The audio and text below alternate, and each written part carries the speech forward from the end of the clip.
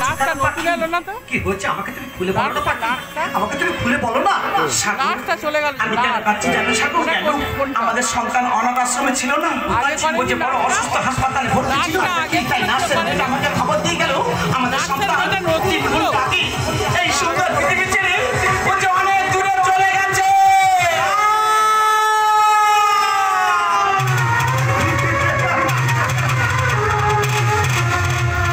পাখি তুমি এতটা নিজ মনে মানুষ আমি কখনো জানতাম না তুমি আমার কাছে লক্ষ লক্ষ টাকা নিয়েছো কিন্তু কখনো বলনি যে তোমার সন্তানটা অ্যাডিনা ভাইরাসে আক্রান্ত তুমি যদি বলতে যে তোমার সন্তানটা অ্যাডিনা ভাইরাসে আক্রান্ত আমি কি পারতাম না তোমার সন্তানটাকে অন্য কোনো নার্সিং কিংবা হসপিটালে ভর্তি করতে কিন্তু কিন্তু তুমি আমাকে বলনি পাখি তুমি আমাকে বলনি তুমি হয়তো জানো না পাখি মেশি তোমার মতো না আমার বাড়িতেও সন্তান আছে মেশি আমিও সন্তান এসেও মায়া মমতা বুঝি তাই মমতা মেয়ের সাথে আমার আজকে কোনো সম্পর্ক নেই আই হেট ইউ বাকি মেশি তোমরা বলো এখন আমি কি করবো আর আমার কি করা উচিত তোমরা তো হাজার হাজার মা বসে আছে তোমরা তো সন্তান গর্বে ধরেছো তাকে আদর্শ ভালোবাসা দিয়েছো তোমরা তো মা আর এটা কোন মা মা নামের একটা কলঙ্কিত নারী মা নামের পবিত্র শব্দ তাকে অপবিত্র করে দিচ্ছে এ নারী কোনোদিন মা হতে পারে না সাগর আমি জানি তোমাকে সন্তানকে কখনো মন থেকে ভালোবাসতে পারিনি সারা জীবন আমি টাকার পিছনে ছুটেছি আমি জানি মস্ত বড় ভুল করেছি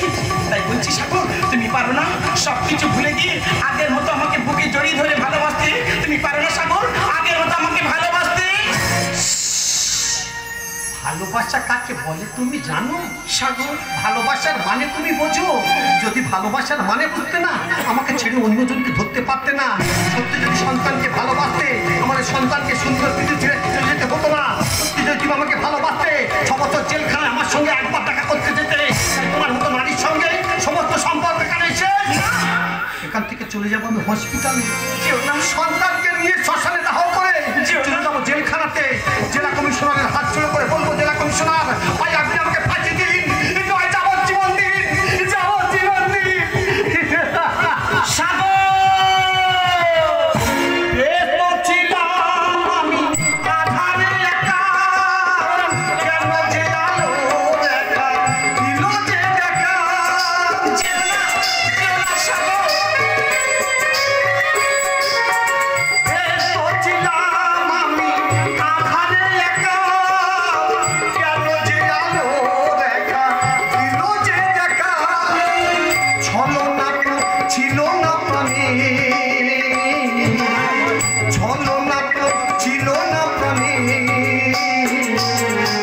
সাগর কেন যে এমন হলো কেন যে এমন হলো কেন যে ওই কেন চাঁদ কেন যদিও ভাবো